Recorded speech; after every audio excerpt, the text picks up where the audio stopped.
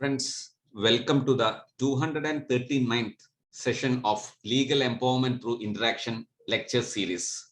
As the journey continues, we have our own family member, Advocate Anil Malhotra sir, to address us on a very interesting topic, which I'm sure that he'll be doing in his own inimitable style. First of all, let us thank Justice Mohammad Mustaq sir for introducing this wonderful speaker to our platform. Today, we got an added bonus, I would say, in the sense like to render the introductory remarks, we have Honorable Mr. Justice C.S. Dias, the Judge of the Kerala High Court, who has been specializing in this field during his days of practice and has spent wonderful judgments regarding the aspects with which the today's speaker would be addressing. A very, very important topic, child adoptions and a zigzag trajectory. This being a thoroughly informal platform, we directly request Honorable Mr. Justice C.S. Dias to render the introductory remarks. Sir, please. We also recognize the presence of Justice Ramakrishnan sir and all of you wonderful participants in this journey of discovery, enlightenment, and empowerment. Sir, over to you. Better feels that gives you a lot of sense of satisfaction and joy in bringing happiness of a child to a family and a family to have a child, rather than seeing the agony of long drawn battles of separation, custody, divorce, etc. As you all are all aware, concept of adoption is one as old as human civilization. Though the trend has changed over the years from a spiritual and religious-centric mode of adoption to a family-centric adoption.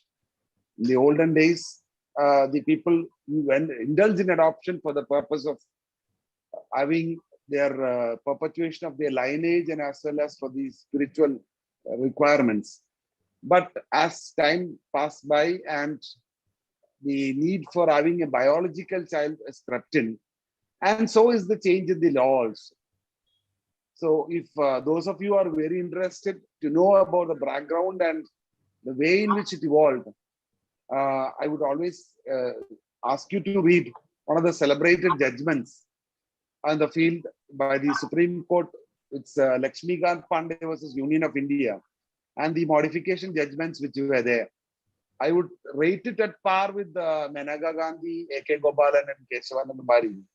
Because if you go through the judgment, how beautifully Justice P.N. Bhagavati, as he then was, and he was the author of the judgment, the foresight that he had in laying down the normative and procedural guidelines and safeguards for doing both in-country and inter-country adoptions for the want of statutory law.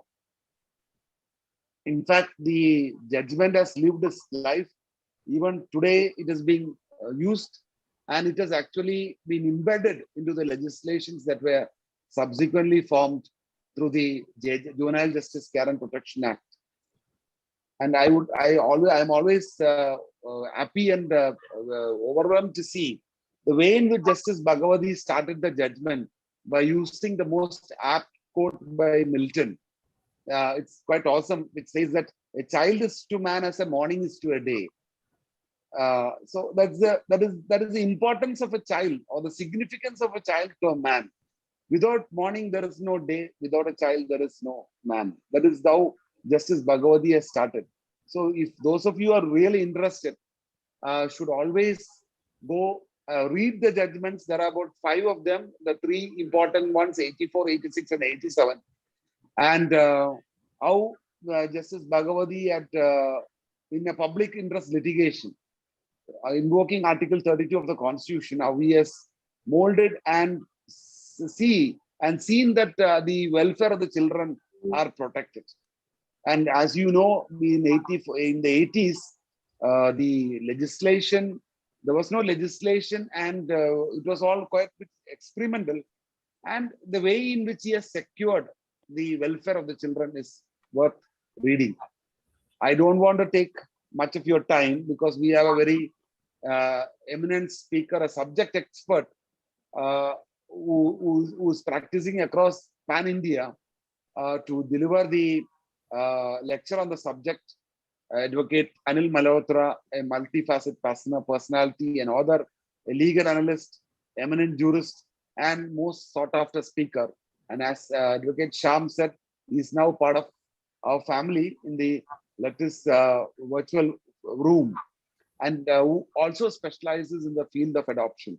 And I think he has given the best caption to today's lecture by saying the zigzag trajectory in the field of adoption.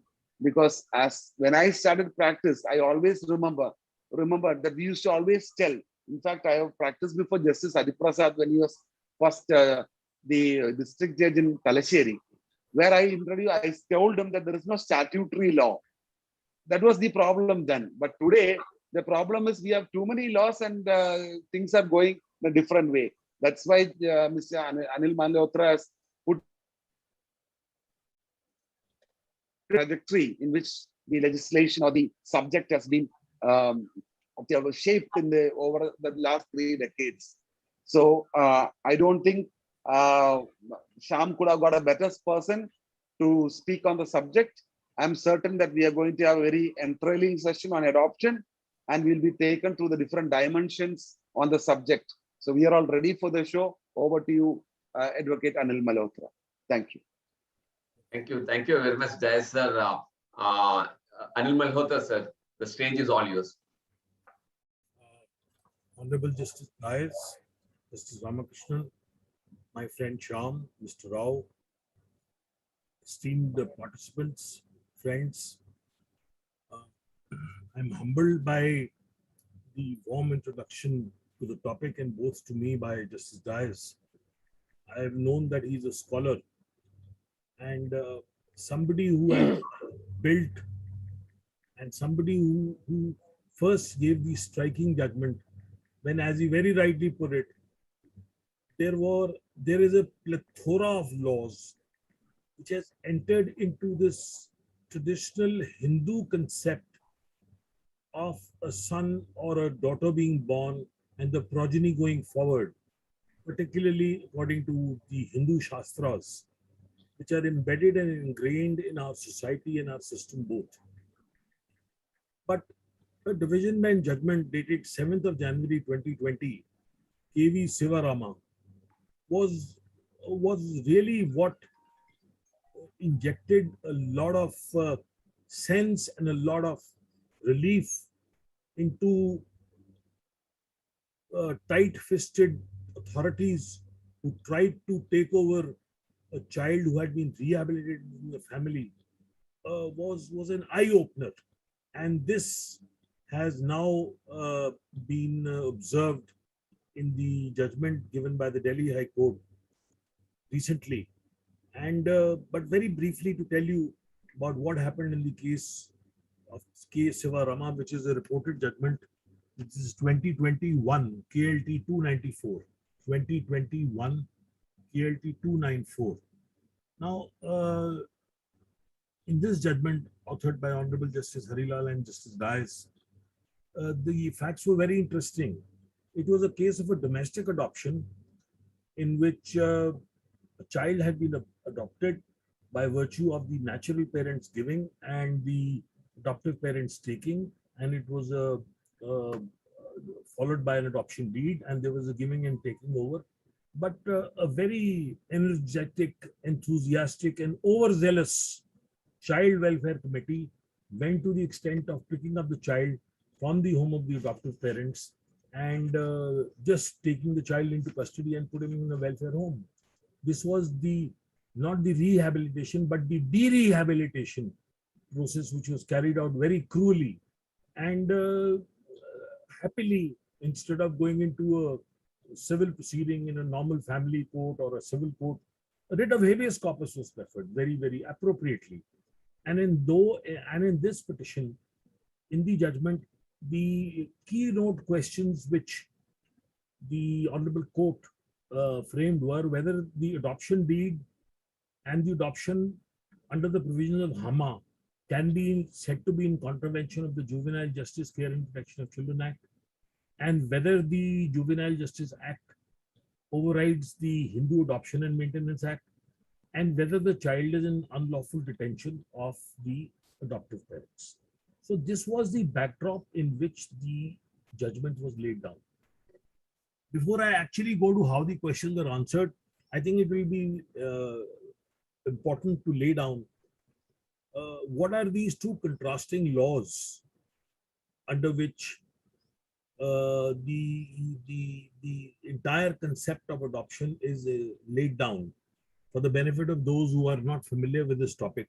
Now, traditionally and conventionally, and insofar Hindus are concerned, which excludes Christians and Muslims as a generic definition, the Hindu Adoption and Maintenance Act of 1956 essentially talks of the codification of a law for adoption and maintenance among Hindus.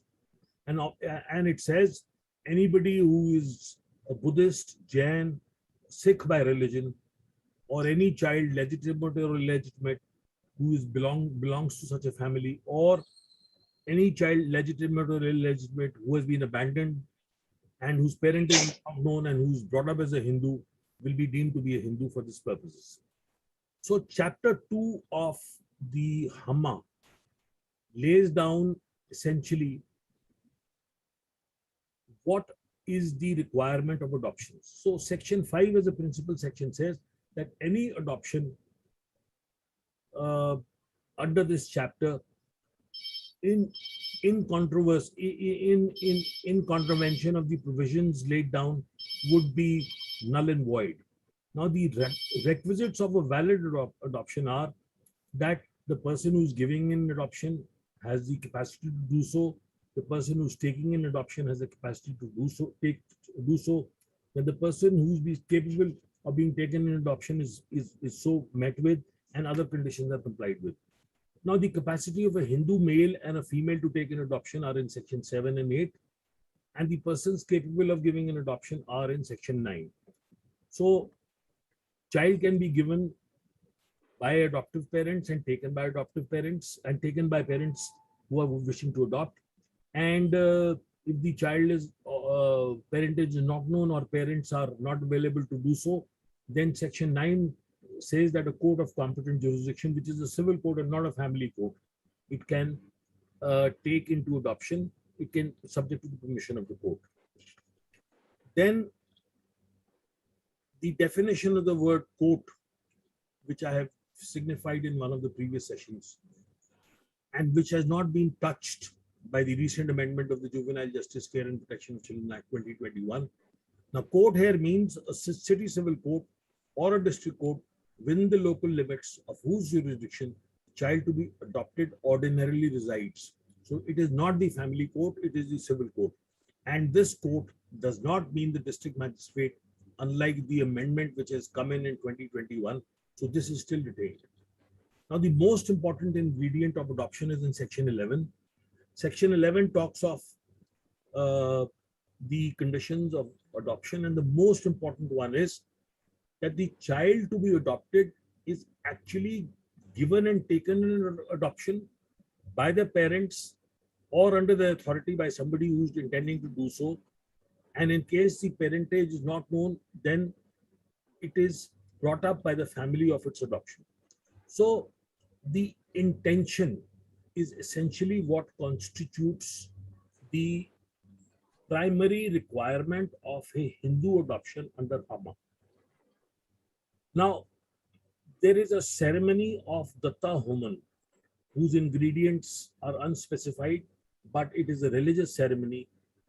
It involves certain religious rites and rituals. But the proviso says that the performance of the ceremony of Datta Homan shall not be essential to the validity of the adoption. Now, the long and short of this requirement is that the Supreme Court is very clearly reiterated in the latest judgment of M. Vanaja versus Sarla Devi. This is AIR 2020 Supreme Court 1293. AIR 2020 Supreme Court 12/1993. 1293, sorry.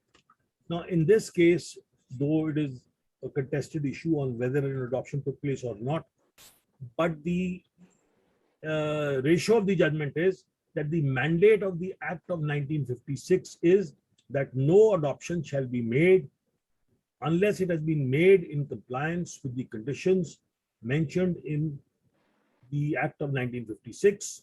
The two essential conditions are the consent of the wife and the actual ceremony of adoption having taken place, and this essential requirement not having been fulfilled will invalidate any adoption. So the law laid down by earlier judgments of the Supreme Court in L. Devi Prasad and other cases has been reiterated, and this is the latest view.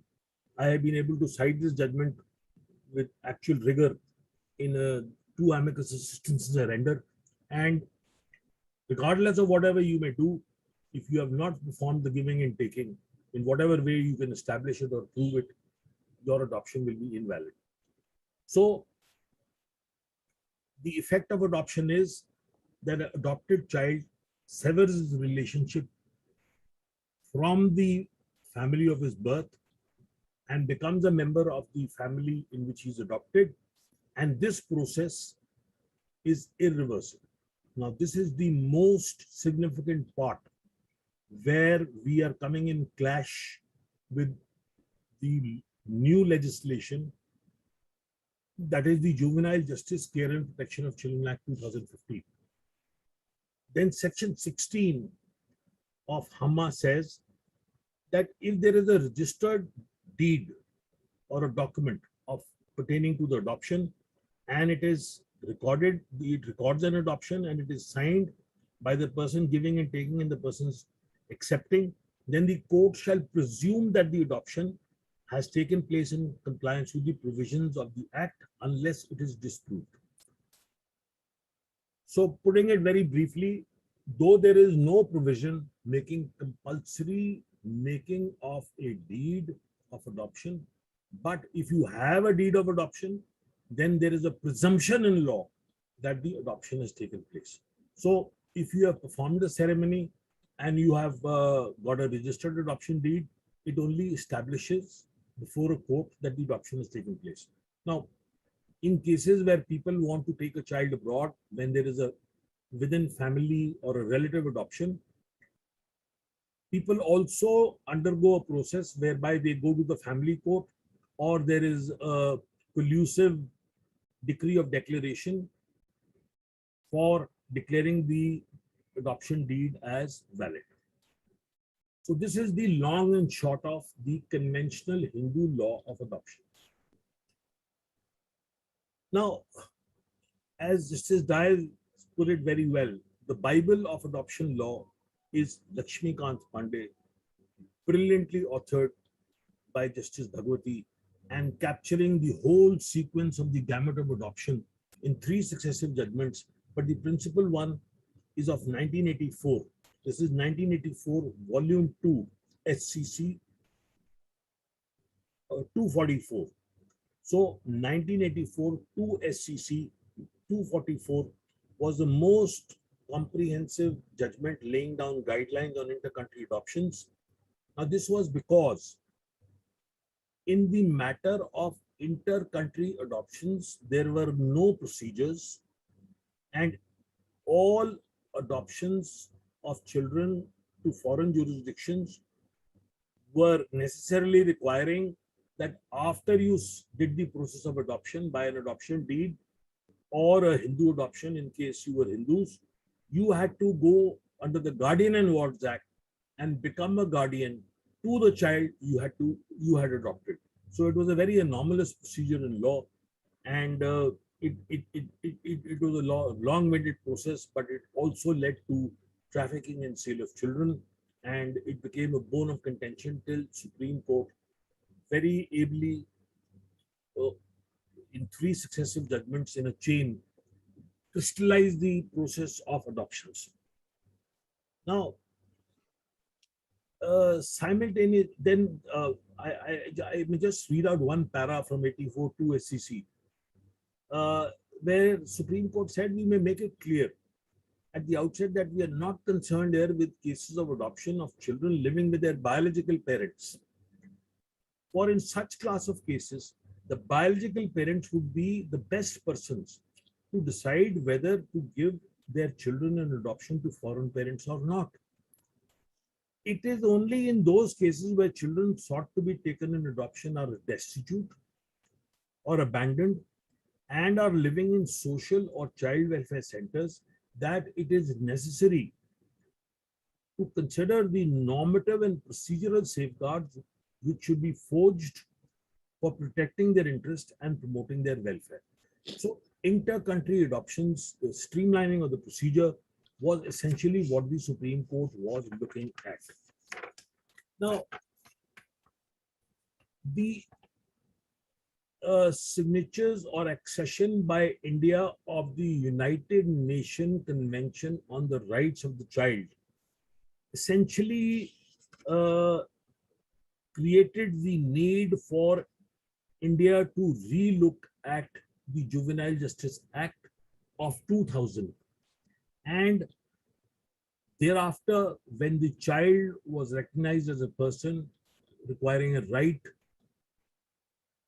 to be adopted, right to a family, right to a nationality, right to a home, that the JJ Act was amended in the year 2006, and Section 41 of the Act came about, and the JJ rules of 2007 came about for adoption, for procedure, laying down a procedure for adoption of abandoned, orphan, and surrendered children. So this was the first time that CARA, which is now an authority, but at that time was Central Resource Adoption Agency. It was an agency at that time, that this process somehow got coined. But then Justice Ruma Pal's brilliant judgment in Anokha again reiterated what Lakshmikant Pandey said. Now, Anokha is AIR 2004 Supreme Court. Anokha is AIR 2004 Supreme Court 2080. Now, Anokha says, now Anokha was a very unique case where an Italian couple had taken in adoption the daughter of a taxi driver who used to ferry them up and down when they were visiting India, and who had died, and the couple had taken a fancy to the child. They wanted to adopt the child. The mother gave the child in adoption, but CARA stepped in to say, you can't do it without us. The matter reached the Supreme Court, and the Supreme Court said that the inter-country adoptions through CARA were, in the context, quote unquote, it says, the aforesaid observations only pertain to children who have been or are sought to be relinquished or surrendered in adoption in general to a placement agency or other institution where there is no contact between them and the adoptive parents at all, and not to cases where the child is living with his or her parents and it is agreed to be given in adoption to a particular couple who happen to be foreign. Then the court says none of these provisions in the several sections of this code impinge upon the rights of the choice of an individual to give his or her child in adoption to named persons who may be of foreign origin. The court in such cases has to deal with the application under Section 7 of the Guardian and Wards Act and dispose of the same as being satisfied that the child is being given in adoption voluntarily after being aware of the implications of adoption, viz. That the child would be legally belong to the adoptive parent's family uninduced by extraneous considerations such as receipt of money, and the adoptive parents have produced evidence in support of the suitability, and finally that the arrangement would be in the best interest of the child. So the Supreme Court said, please give the NOC to this child. This child will be rehabilitated to the family, and the child will be able to leave the country. Now, there is another standalone decision by the Supreme Court in Stephen John Becker, where Justice Gogoi, in a brilliant judgment, united an 11-year-old girl with a 55 or a 60-year-old lady as a single parent to let the child leave the country.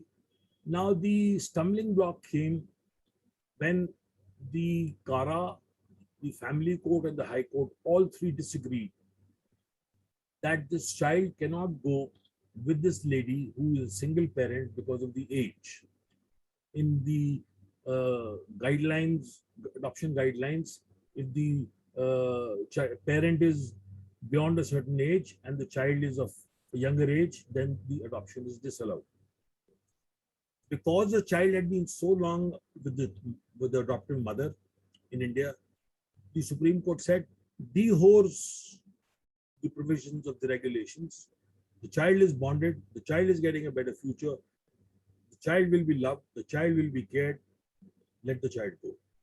So this is the extent to which judicial interference clips the wings of the tight rules of Kara, which somehow or sometimes step in and which are creating a stumbling block on certain adoptions. Now, Kara's role may be good in a lot many cases, but the point is, what is Kara doing to Hindu adoptions is what the zigzag trajectory is what I'm leading to. So, coming back to our flow of thoughts, now in 1993, sorry, in 2003, India also signed the United Nations Convention on Protection of Children and Cooperation in respect of inter-country adoptions. So 1993, the Adoption Convention is signed by India. Now, by virtue of signing the Adoption Convention of 2003, India had to bring in all the requirements of the Adoption Convention into the domestic law of India,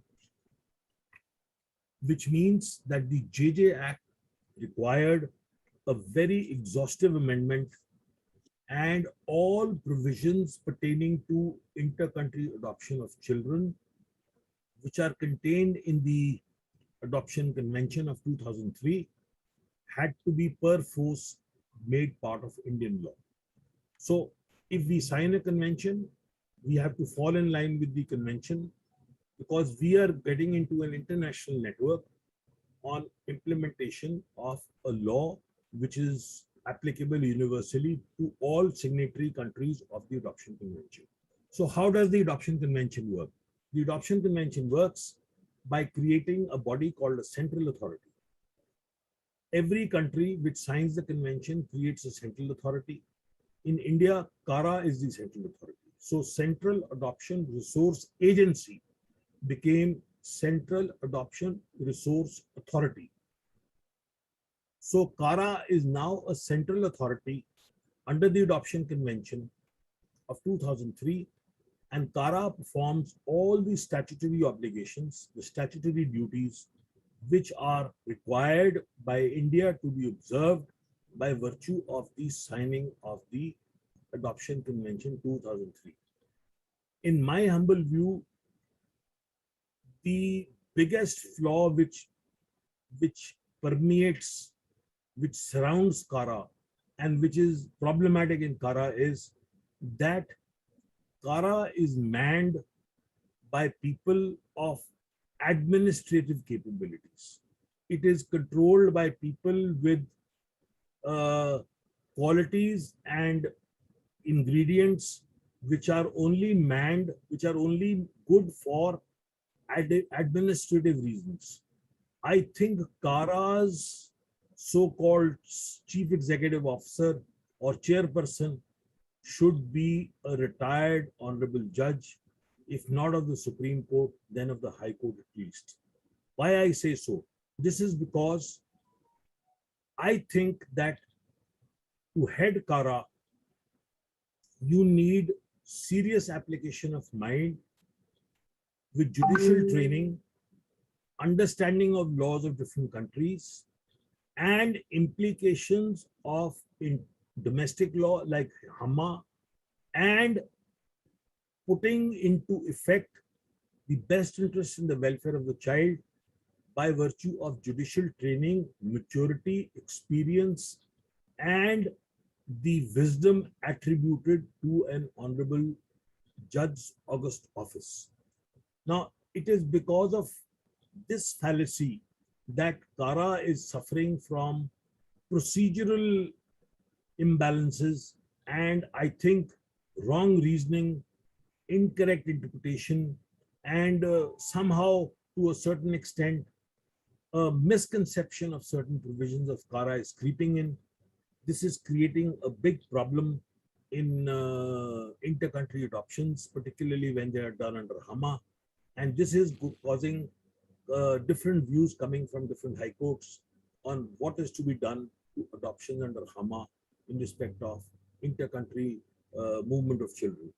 So very briefly, what does the JJ Act do now? Section 1, subsection 4 talks that the provisions of JJ Act will apply to children in need of care and protection.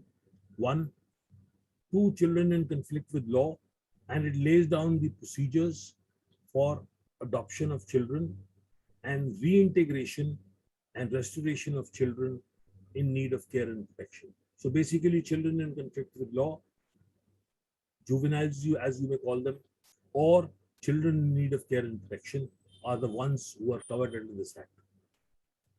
Now, section 2, subsection 13 defines children in conflict with law, 214 children in need of care and protection.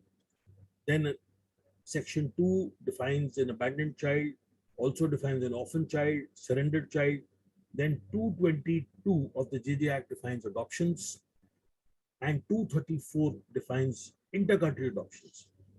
2.3 defines adoption regulations. Kara has been given a free hand in making adoption regulations. 2.7 defines the authority. 2.9 is a provision I have often read. This is the only provision in the entire gamut of laws which defines the best interest of a child. So be it adoption, be it abduction, be it maintenance, best interest of a child defined in section 2.9, I'll read quickly, is a wonderful definition, and I have been able to trace on it in child removal matters. So best interest means basis for any decision taken regarding a child to ensure fulfillment of his basic rights and needs, identity, social well-being, and physical, emotional, and intellectual development. So if there is a child in need of care and protection, be it through adoption or be it through removal, when one parent is infringing on the rights of the others, it's a child in need of care and protection. So this is the barometer, this is the scale, this is the handicraft of the judge to tailor the needs of the best interest of the child. And this is why I think to decide what is the best interest of the child, you need a judicial mind. And therefore, I have in my earlier sessions criticized the amendment of the definition of the word court to mean an executive magistrate, because an executive magistrate has neither the inclination, nor the energy, nor the training, nor the intellect, nor the makeup to decide the best interest of the child. A child is not a chattel, child is not a traffic permit, child is not a license, quota, or a sanction or a grant which can be dealt with administratively by clerks and handed over to an executive officer who will perhaps sign the adoption order without even realizing what he has signed.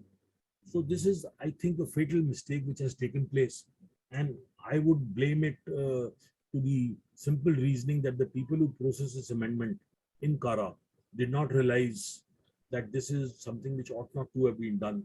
Their explanation is courts take too long to decide. Courts are very slow. There are a lot of barriers. But these are ills of the system. We can't sacrifice the best interest of the child on the altar of delay and say, no.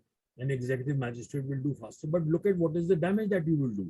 You look at the reversal of Lakshmikant Pandey.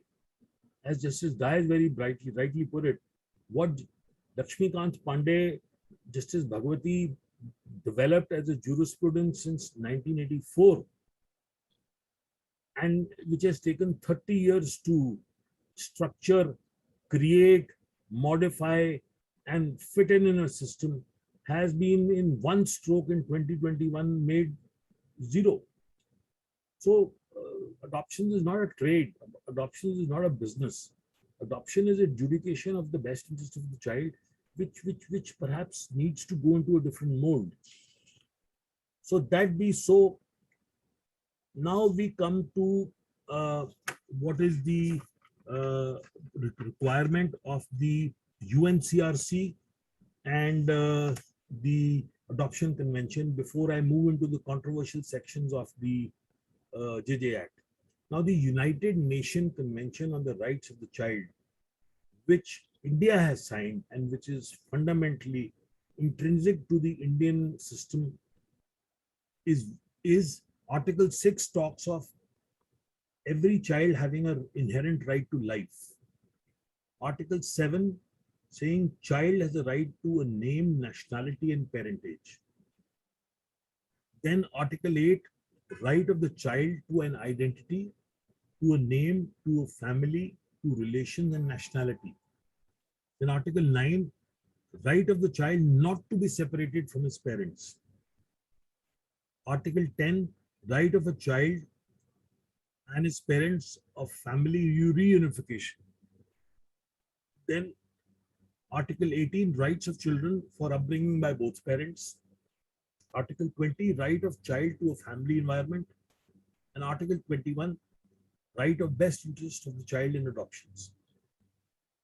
So this is the fundamental fulcrum which we can take in even in abduction matters, because we have not signed the Abduction Convention, but the inherent rights of the child under the UNCRC is fundamentally very good to us. Then we come to the Adoption Convention. Now in Adoption Convention, Article 1 talks of the system of recognition and cooperation in inter-country adoptions among contracting nations to safeguard the rights of children being adopted. Article 2 talks of application of the convention to all contracting states. Article 4 talks of the requirements of inter-country adoptions. Article 5 talks of the suitability of prospective adoptive parents. Article 6 talks of designation of a central authority in a contracting state, as we have covered. Article 14 talks of the application procedure in a contracting state. Article 16 talks of the satisfaction of eligibility of parents to be taken in, who want to take an adoption. Article 16 talks of the preparation of a report for eligibility for adoption. Article 17, suitability of prospective adoptive parents.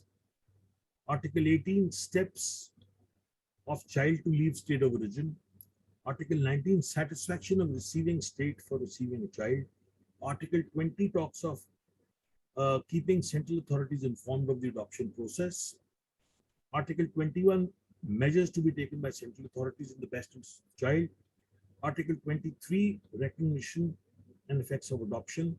Article 28, exemption of the convention from domestic law of adoption. And Article 37 of the application of different legal systems in regard to adoptions. So this is broadly what the Adoption Convention lays down. Now the most contentious section is section 56. Now section 56 of the JJ Act says, now this is the opening section of chapter 8. Now it says adoption shall be resorted to for ensuring right to family for orphan, abandoned and surrendered children as per provisions of the JJ Act and rules made under and adoption regulation made by the authority. Then 56.2, adoption of a child from a relative by another relative, irrespective of their religion, can be made as per the provisions of this Act and the adoption regulations framed by the authority. So, one important sidetrack here: the JJ Act is a secular law, and the Supreme Court judgment in Shabnam Hashmi's case is where the Supreme Court has said that all adoptions under the HAMA are under the provisions of the HAMA, but insofar the JJ Act is concerned, it is a secular law. So whether you are a Hindu, whether you are a Christian, or whether you are a Muslim, the judgment in Shabnam Hashmi 2014 4 SCC 1, 2014 4 SCC 1, Shabnam Hashmi. Now, Shabnam Hashmi, basically a judgment rendered by Justice Gogoi, has said that the JJ Act is a secular law enabling any person, irrespective of religion if he professes, to take a child in adoption. It is akin to the Special Marriage Act that enables any person to get married under the Act, that is Special Marriage Act, irrespective of the religion. So therefore, the Supreme Court says that the JJ Act as amended is an enabling legislation which gives the parent an option to adopt an eligible child by following the procedure under the JJ Act, the rules and the CARA guidelines. So it is something what Supreme Court says is in line with Article 44 of the Constitution of having the equal law for all. So it is in this context, the Supreme Court says that this is an optional legislation that does not contain an unavoidable imperative, and it cannot be stultified by principles of personal law, which however would always continue to govern any person who chooses to so submit himself until such time we achieve a uniform civil code. So in a sense, what does Shabnam Hashmi do? It says you have a choice. You can go under Hama if you are a Hindu, or if you choose not to go under Hama, you can go under the JJ Act, which is a secular law, and therefore you can adopt it under Hama. Now, there is an interesting facet from another perspective under Hama. Now, under Hama, if you have a girl child, you can't adopt a girl child. If you have a male child, you can't adopt a male child. So we had the example of a case in Bombay, and a wonderful judgment authored by my Lord Justice D.Y. Chandrachud when he was an honorable judge of the Bombay High Court. This is the judgment in re-adoption of Payal. Now, this is reported as 2010 1 Bombay Civil Reports, BOM-CR 434, 2010 1 Bombay BOM-CR 434. Now, the question raised here is, there was a couple who wanted to adopt a girl child. They already had a girl child. So there was an objection that these people cannot adopt a girl child because they are Hindus by religion. So the court, while hearing this petition, said that this is a very interesting question on the interpretation of Hama and the JJ Act. And they said the issue is whether a Hindu couple governed by Hindu law, having a girl child of his own, can adopt a child of the same gender under the provisions of the JJ Act. Now, after expounding the provisions, the court has said they have a biological daughter. They are Hindus by religion. They have obtained a guardianship under the provision of the Guardians and Wards Act of a minor female child of the same sex. The child whom they assume guardianship fits the description of the child in need of care and protection. So they are very much eligible to adopt a girl child. Now, at a time when this judgment was rendered, this was quite a path-breaking view because the law had not developed to such an extent. But this shows the level and extent of the provisions of the flexibility carved out by the JJ Act, which permitted adoption, which actually is coming into play. So coming back to reading section 56, now the section 56, subsection 3 says,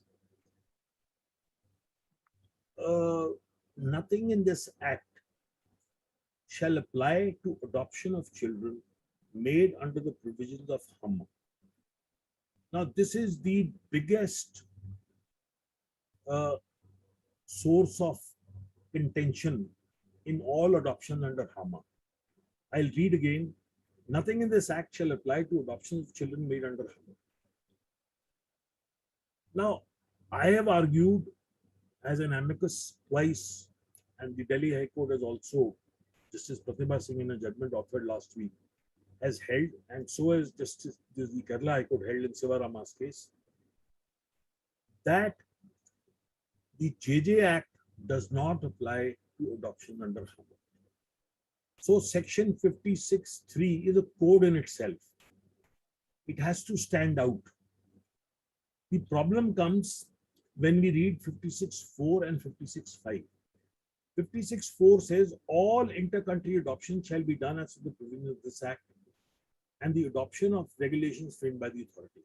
So the question which Kara advocates is that if you are doing an inter-country adoption, be it under HAMA, be it under JJ Act, you have to follow the drill, you have to follow the mandate, you have to follow the procedure laid down under the JJ Act and the adoption regulations. Then next question, again controversial, 56(5). Any person who takes or sends a child to a foreign country or takes part in any arrangement for transferring the care and custody of a child to another person in a foreign country without a valid adoption order from a court shall be punishable under subsection 1 of section 80. So if there is an inter-country adoption and you do not follow the procedure and get a court order, then 56(5) says it is punishable under section 80. Now then the other provision is section 60. Now 60 says that procedure for inter-country relative adoption. So if there is an inter-country relative adoption, now this is a bone of contention when there is an adoption under HAMA. Now in HAMA, parents are giving, parents are taking.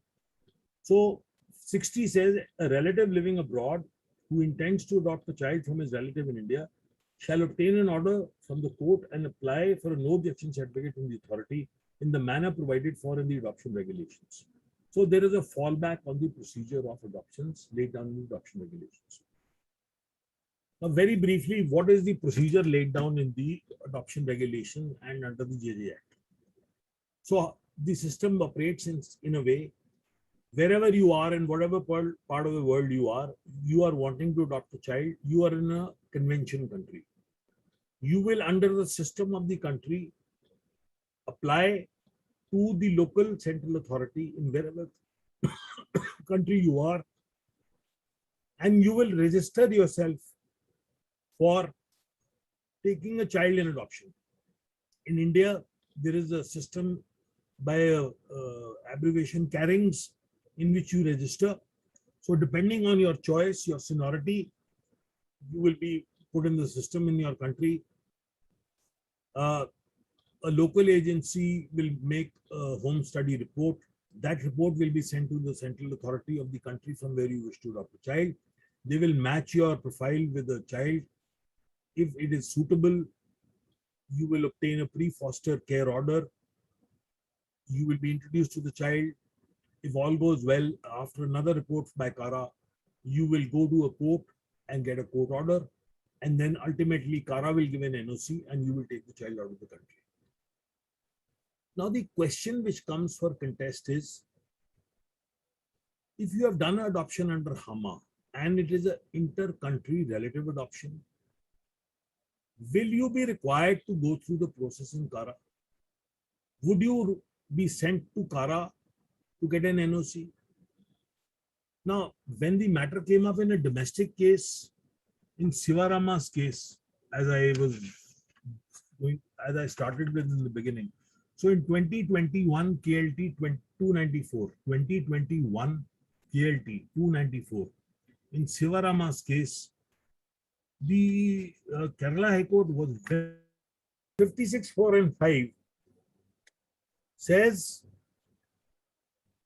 if you are doing an inter-country relative adoption, you will mandatorily be required to obtain a NOC from Kara, and obviously that will only be issued once you have followed the procedure of Kara to adopt the child.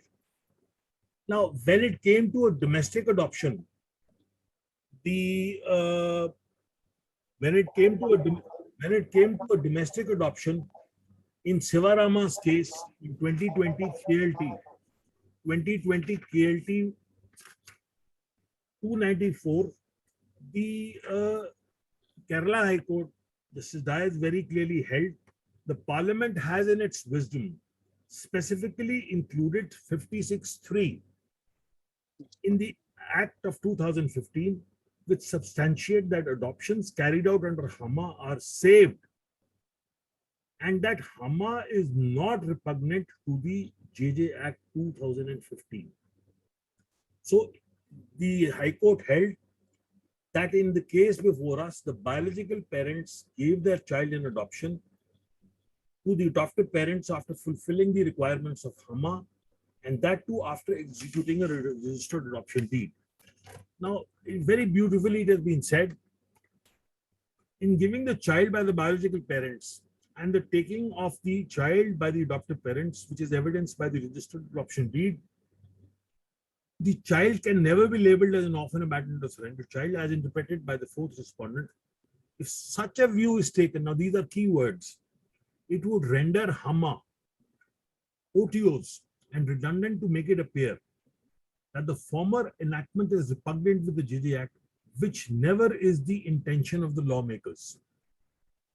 Now, this is a very clear view now. Such a narrow and oppressive interpretation cannot be given, particularly when the legislature has consciously included Section 56(3) of the JJ Act, the latter enactment with the intention to permit adoptions under the Hama.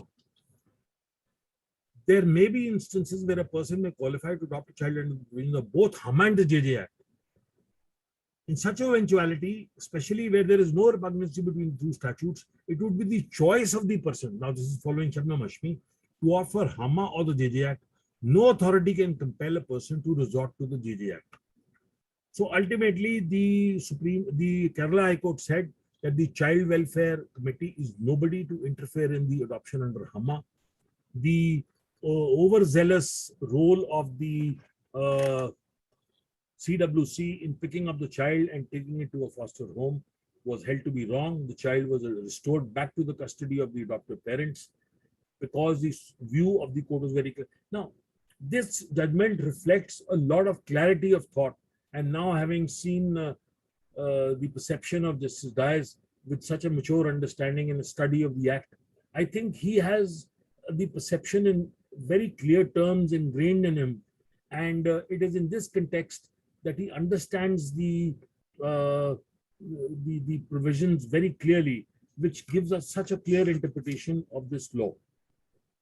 Now, the next problem comes with the Delhi High Court judgment coming out with a plethora of conclusions. I have circulated this judgment. This is 2021. 2021 SCC Online, Delhi 4246.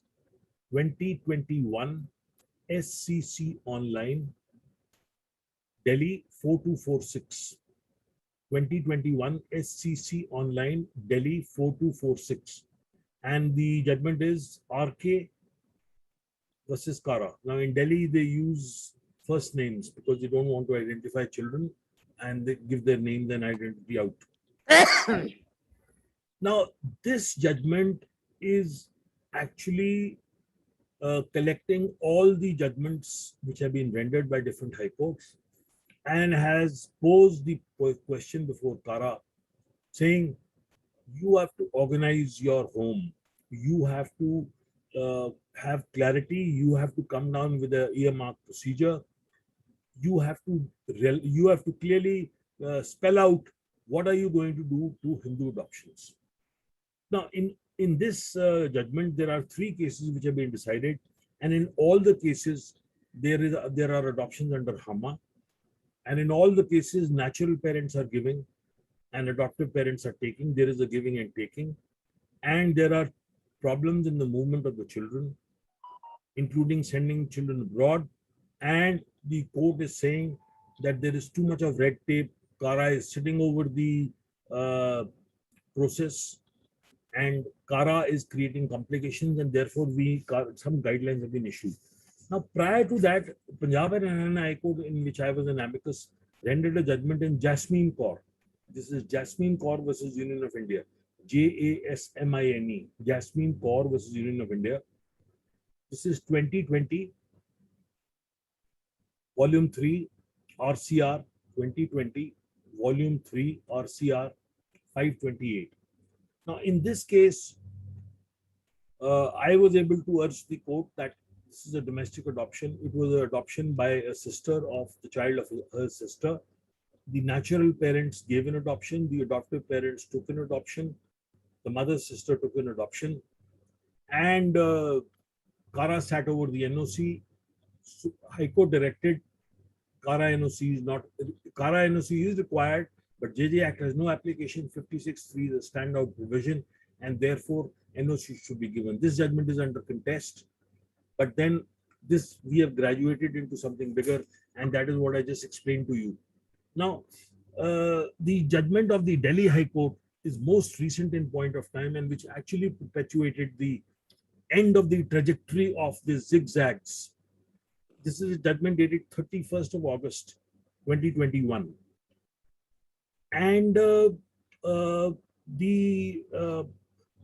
questions raised in this case, you see the High Court has gone into all the provisions under HAMA, the regulations, the Act, and after reading 56, 3, 4, and 5, after reading 56, 3, 4, and 5,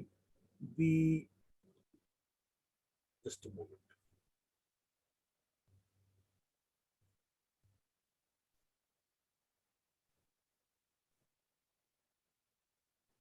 After reading 56, 3, 4, and 5, the court says, these are the questions. First, whether the JJ Act 2015 and the Adoption Regulations 2017 extend to adoptions in respect of children who are not orphaned, abandoned, surrendered, or abused. 1. 2. Section 60 of the Act 2015 only provides for inter-country adoptions by relatives and relatives. How would adoptions be between non-relatives take place? Third, if the JJ Act 2015 has no applicability for adoption under HAMA, should the provisions of the JJ Act 2015 be mandatorily extended to all inter-country adoptions, including those under HAMA? So the High Court very clearly says a conjoint reading of section 56 and 60 clearly show that there is no lacuna or vacuum in law. In view of the clear wording of section 56(3), adoptions under HAMA would not be governed by the JJ Act 2015. Thus, section 56(4) would not be applicable for adoptions under HAMA. Now, the word used, nothing in this act in the beginning of 56(3), the Delhi High Court says, is very clear. And in this context, the term nothing in this act would take within its ambit section 56(4) as also section 60. So it's the Delhi High Court says 56(4) and 60, which require the procedure of CARA, is taken in 56(3) and therefore nullified. Thus, insofar adoptions under HAMA are concerned, whether domestic or inter-country, direct or indirect, JJ Act 2015 and adoption regulations would not be applicable. However, this would not mean that adoptions, Hindus under HAMA cannot adopt under the JJ Act. Now, this is again Shabnam Hashmi. Section 56(2) is an enabling provision, and thus even persons governed by HAMA have the option of taking a child in adoption under the JJ Act. However, this is an option. It is not a mandatory or a compulsory obligation. There is some ambiguity whether inter-country adoption between non-relatives is permissible. But under this, in this situation, since the court was only seized of HAMA adoptions between relatives, so this was the only question considered.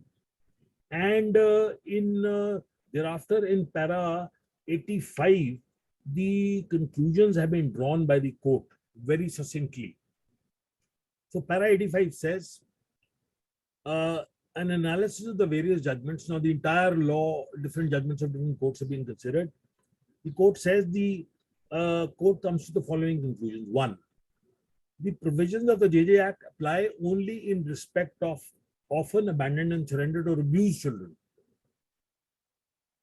Two, in view of the clear exclusion of section 56(3), the JJ Act 2015 will not apply in respect of valid adoptions under Hama, whether domestic or inter-country. Thus, domestic and inter-country adoptions where parties are Hindus and the adoption has already taken place and has been validly carried out in terms of the provisions of the Hama do not fall under the purview of the JJ Act 2015. Now, there are judgments of our High Court. There is a full bench very clear saying a passport officer cannot turn around and say, I am questioning the adoption. There is no Kara NOC, therefore I will not give you a passport. The Punjab and Haryana High Court full bench says there are 13 grounds to deny a passport. Kara NOC is not one of them. So therefore, for a passport officer to reopen an adoption and question it is not permissible in law. Now, the Delhi High Court says that Article 37 of the convention, the Adoption Convention, saves adoptions made under the provisions of domestic law. So 37 of the Adoption Convention says, in relation to a state which has, in relation to a state which, with regard to adoption, has two or more systems of law applicable to parents, categories of persons, any reference to the law of that state should be construed as referring to the legal system specified by the law of that state. Now, the Delhi High Court says that if there is a domestic adoption recognized by domestic law, then Article 37 saves that domestic adoption. Now, I also have read 28. Now, 28 says the convention does not affect the law of the state of origin, which requires that the adoption of a child habitually resident in the state shall take place in that state, or which prohibits the child's placement in relation to or transfer of the receiving state prior to adoption. So I think this is an exemption, but the Delhi High Court says that the recognition is under Article 37. Now, this is again a debatable issue. But then there is also Article 23 of the convention. It says an adoption certified by the competent authority of the state as having taken place in accordance with the convention shall be recognized with the adoption operation of law in contracting states. Now, this is a recognition by under which the Kara issues a conformity certificate. So this is another debatable thing which has come up in this context. So the Delhi High Court, coming back to the conclusion, says in view of Article 37 and other provisions of the convention, adoptions under Hama are duly recognized. So persons belonging to communities other than those governed by Hama may resort to provisions of the JJ Act for effecting adoptions. In addition, persons who are governed by Hama may also have the option of effecting adoptions under the JJ Act in view of Section 56(2). Now, after giving these conclusions in paras 91 to 97, the court has passed directions, and the court has also issued certain other mandatory requirements the court wants to be fulfilled. So coming to now paragraph 91 to 97. So 91 says, in view of the fact that currently no permanent mechanism exists for inter-country adoptions under Hama, bearing in mind the welfare of children, which is of utmost importance in case of adoptions, as also to ensure that there is no trafficking of children, Women and Child Development Ministry, Government of India is directed to place a report before the court as to the manner and mode of creating a permanent mechanism to deal with inter-country adoptions under Hama, both direct and indirect, and place a report before the court in 2 months. And until a proper framework is made, the welfare of the adopted child and to provide a timely mechanism to the biological and adoptive parents in view of inter-country adoptions. It is deemed appropriate to direct CARA to act as the authority for purposes of enabling inter-country adoptions under HAMA. Now, no child can leave India to a foreign country under the adoption convention unless there is a CARA NOC, which is an obligation of the convention. And the visa will not be issued, so therefore NOC is mandatory. There is no existing procedure under CARA for adoption under HAMA. There is a shortened procedure, and therefore they say a similar shortened procedure for an NOC in case of one-trick. Whenever any inter-country adoption takes place under HAMA and an NOC is required for a passport or a visa, the CARA will make a special committee and verify the following antecedents. So they say they will verify the biological parents, consent of the parents, details of ceremony conducted, details of adoption deed, court order, home study, etc. And then CARA will record its satisfaction and grant an NOC in this situation. But they have the Delhi High Court has directed broad guidelines to be made by CARA on the basis of the above directions and create a specific form on its portal describing the guidelines within 4 weeks. CARA is also directed to carry out change on its website because CARA apparently says that any adoption under HAMA are invalid. So that was the wrong direction. So in para 103, the Delhi High Court has issued directions that the Government of India has to file a report on creating a permanent mechanism under CARA for inter-country adoption and place it before the court in 2 months. And they should frame guidelines for processing NOCs for adoptions under HAMA and make available all the relevant forms in this perspective. So this is the zigzag trajectory which has led to this end. And I think what has gone wrong is that in their zeal and zest to make amendments by watering down the JJ Act in the rules and in the adoption regulations, the spirit and import of adoptions has got lost. And CARA has tried to take over the adoption process under HAMA. HAMA is a standalone enactment. 56.3 is a code in itself. It stands out.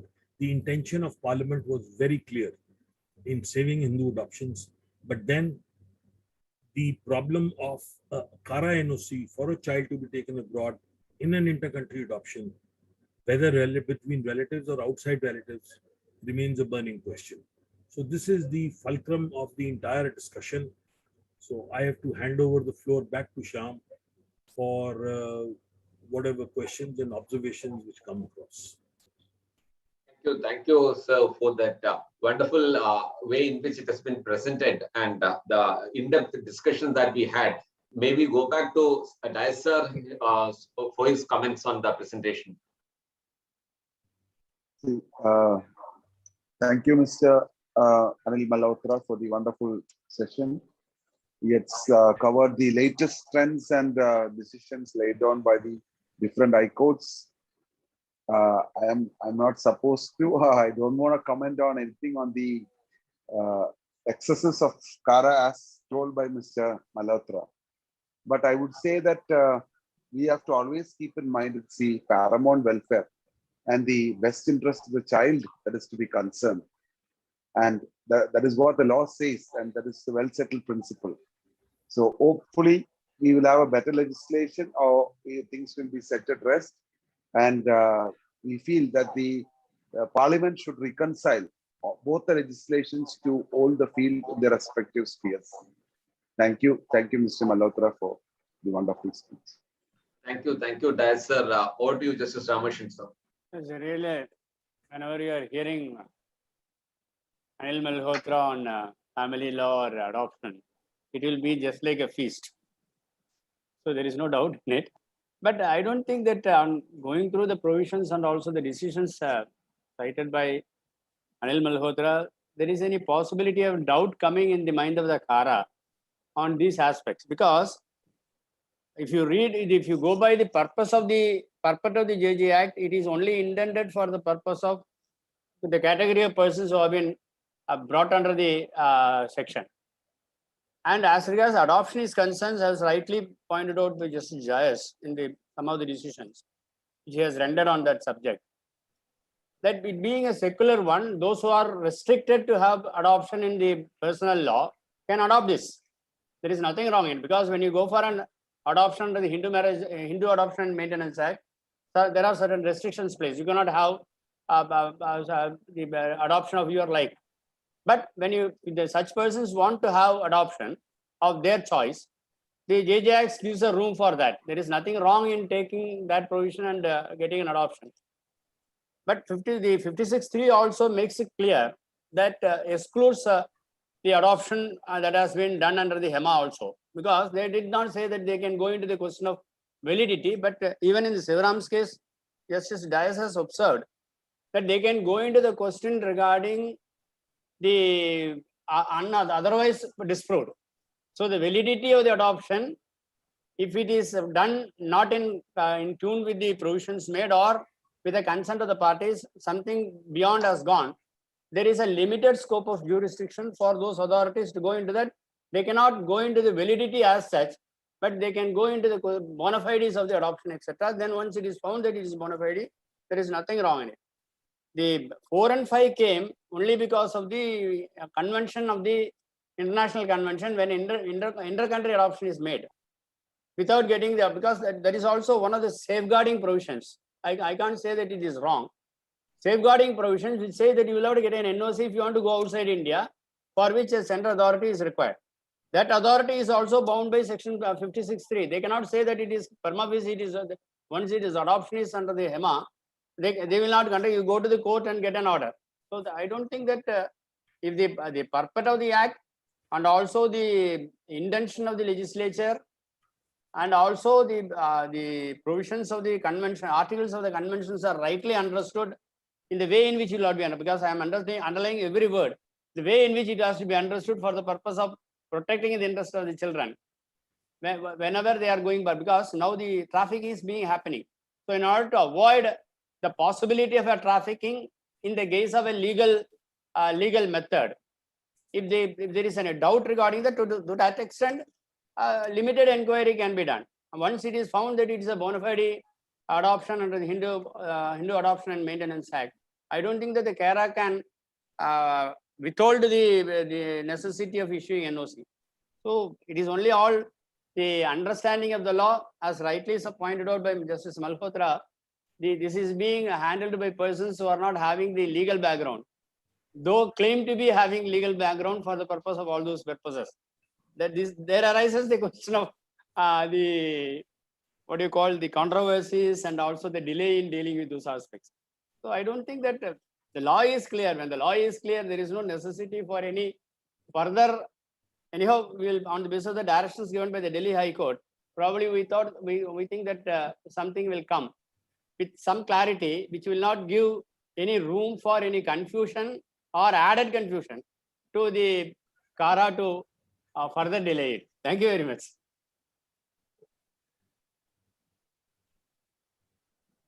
So the problem comes, as I see it, parents adopt under HAMA, but they have to sit in India for 2 years, 3 years, waiting for CARA to act, and CARA does nothing. Then they go to court. Then when they get a favorable decision, CARA files an appeal. So the problem is, what happens to the child if the parent goes away? Or what if the child is stranded with the parent here? This is the problem. On the one hand, you want to say we have amended the definition of court to bring in district magistrate because we want to expedite it. But on the other hand, they are reversing adoption under HAMA. So this is not a good thing. This is not in the best interest of children. That is what the Delhi High Court has noticed, and this is the problem coming repeatedly before different high courts. No, that is the reason I said it must be only for the purpose of limited jurisdiction of the word unless it is disproved. Sir, you see a passport officer is behaving like a super boss. He says, I will not bring CARA NOC. who are you? Where is your authority? So this, and then he defends his action in court because he has the ability to go to the CGSC, who will stand up and say, no, it can't be done. I had this occasion, the CGSC was pulled up by the court saying you're supposed to assist me. No, that is the reason in the Delhi court, Delhi High Court also said NOC is required because of the international convention. Sir, the NOC is a mandate because the embassy will not give you a visa. But then you have to go to the convention and say under the convention the adoption is in accordance with the domestic law. Therefore, without going into the nitty-gritty of JJ Act, give the NOC under the convention, because the Hama is a parallel law. So if Hama is complied with, you don't have to comply with JJ Act also. But then there is an overzealous officer sitting in Kara saying, you have not followed JJ Act. You never came to us. And then people like Sham come in and file writ petitions. And Anil Malhotra has to come as amicus curiae to help. Correct, correct. No, in Punjab Haryana High Court, I had done matters. So I told the Honorable Court, I said, I have these certificates of domestic adoption being approved by a conformity certificate, and the writ petition is allowed on the basis of the conformity certificate given by me. So the CGSE said he's pleading for the petitioner. I said, I'm assisting the court. But a very interesting perception which Justice Pratibha Singh has propounded in a bigger way, because Delhi is the hub where all litigations gather. And I think it is well said. And I'm sure it will catch the eye of the Supreme Court, and we will come up with another Lakshmikant Pandey or another. Because Justice Zuma Pal also went very much out of the way. Justice Gogoi went out of the way in Stephen John Becker and Justice Zuma Pal in Anokha. So you need a bigger mind. You need a bigger thought. You look at the child. You don't look at the law in general, and you don't try to clog the best interest of the child and obstruct the flow of the child by your technicality of law. This is, I think, the spirit which is probably coming from Justice Dias and Sivarama. Beautifully written judgment. Compliments, sir. Thank you, sir. Sir, maybe the novelty of the subject and the clarity of presentation. We have only very few doubts and questions today. So I'd request Rao sir for the concluding remarks. Sham always puts me into this situation. Good evening, everybody. He will, as aviation expert, he will again make me go into No, the absence of blame is being taken over by Rao. I understand, sir. Sir, excellent articulation. We should thank Justice Dias for coming out with this beautiful judgment. And as Anil Malhotra sir said, the problem is the priest in the temple. That is the bureaucrat. And whenever there's a clash between the bureaucrat and the judiciary, the bureaucrat tries to get the upper hand because first he is not accountable to anybody, either for money or for the decisions taken. And the political masters will cover him. So that's one issue where, as far as bureaucrats are concerned. As Mr. Anil Malhotra said, laws have to evolve with time. I mean, you cannot have a bureaucratic setup that is going to harm a family relation. There's a child looking for a family. There's a family looking for a child. And it complements each other. Or should I say, they supplement what is lost in a relationship. Maybe some parents cannot have children and they don't, and they've tried everything possible under the earth, and this is the last recourse is adoption.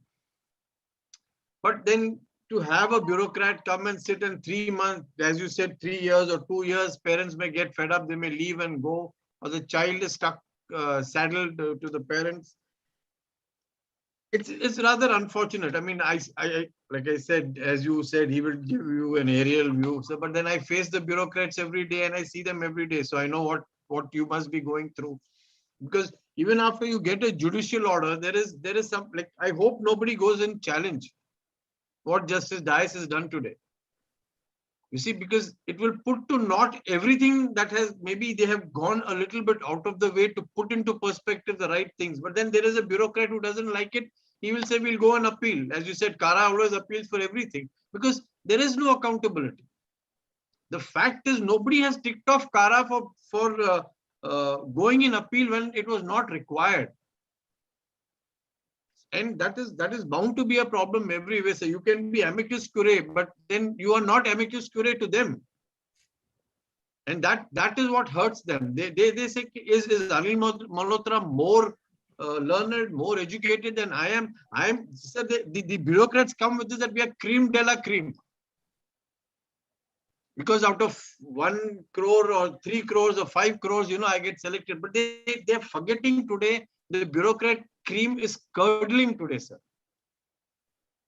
And that is going to be a problem at any given stage.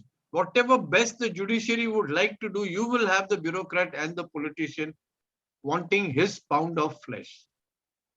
And that is going to be the biggest wall, or they just try to stonewall things. For what?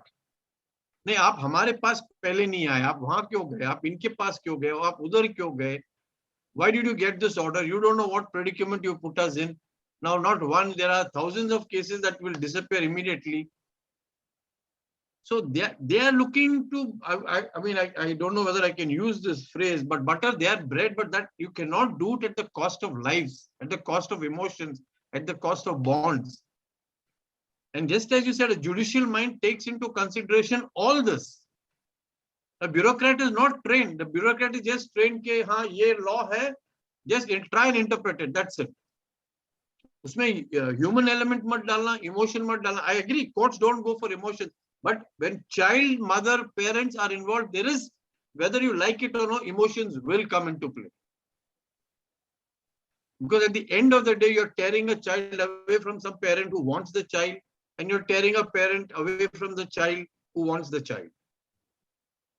So the judicial application mind is the best place because they have seen it all. In fact, a judicial officer, when he sits either in the family court or anywhere, can see through what is happening. He can read through. He's trained. A bureaucrat is not trained. A bureaucrat is only trained कि हाँ ये law है आप interpretation दे दो. That's how it works. Masuri doesn't do any great shakes. And that is always going to be a problem irrespective of the judicial reforms that will come into place. The judiciary can try to put into place a lot of things in the right perspective with all factors put in, but you will have, like when you go to the temple, the priest is the only one who can do the abhishek to the god. Then you can't go into the sanctum sanctorium. And the bureaucrats are exactly that. And as you said, somebody heading Kara has to be more level-headed, has to have more emotions, has to have more sentiments. And which, as you say, as you speak, as you tell us, we can see the anguish with which you say that they are a stonewalling body more than a facilitating body. And as you said, a passport officer today, like a passport, it's not only a passport officer. You go to any bureaucrat, he says, "Bahar baitho, main busy hu." He's doing nothing, but bahar baitho. And then you say, "Sir, kar do na, sir, this, sir, that, sir." And that's exactly the ball game that goes through. Anyway, sir, Anil Malhotra, sir, as usual, excellent articulation. Well, I think everybody would have gained at least 99% more of what they would have thought of coming into this platform at this point of time. And once again, Shyam sir, thank you for this platform for everybody, where we can put in our views and not be scared of being pulled up or hauled up or done anything. Sir, today you have protection of the bench, so you can get away. Thank you, Rao sir. A fantastic Saturday evening, I would say. And in the 240th session tomorrow, we'll have a talk on criminal enforcement of environmental laws in India. It will be the faculty is Dr. Jacob Joseph. He's the associate professor and head of postgraduate and research studies department, Bharat Mata School of Legal Studies. He had addressed us earlier when he was in Nuance. Ramashan sir, you may not be able to make it, right? No, I will do one thing. I will try, because I cannot assure you. On the way of my travel, if I can able to connectivity, I will try to. Sir, I'll Give do the one thing. introduction. Don't put my name. If my face is, because once you put a name, I will be committed to come. I will do one thing. If I am present, I will make the introduction and then vanish. That is, I try to Okay, do that. okay. Absolutely, sir. That will be wonderful. So as we come to the end of the 239th session of Legal Empowerment through Interaction Lecture Series, let us first thank Justice Dias, sir, for taking time off and being part of this Little's family. Sir, you have been always a support for us, and we hope to see you quite often on this platform. And before I thank Anil Malhotra, sir, as I have been doing usually, I'll thank Justice Mustaq, sir, for introducing you to this platform, and then you, sir, of course. Anil Malhotra, sir, for the wonderful session, the clarity with which, the way in which I'd say that the topic, the passion you have for the topic, just like Rao sir said, that is very much apparent on the way in which you present it. It is not just an academic or a borrowed wisdom that is being thrust upon, but you feel it, you have it, and you deliver it. That is something entirely different. I mean, pedagogical skills of a higher platform, I'd say. Thank you, Justice Ramakrishnan, sir, for your valuable presence and inputs, and all of you wonderful participants for being part and parcel of this journey of discovery, enlightenment, and empowerment. So till we meet again tomorrow, 10:30, please do take care and stay safe. Thank you. Thank you.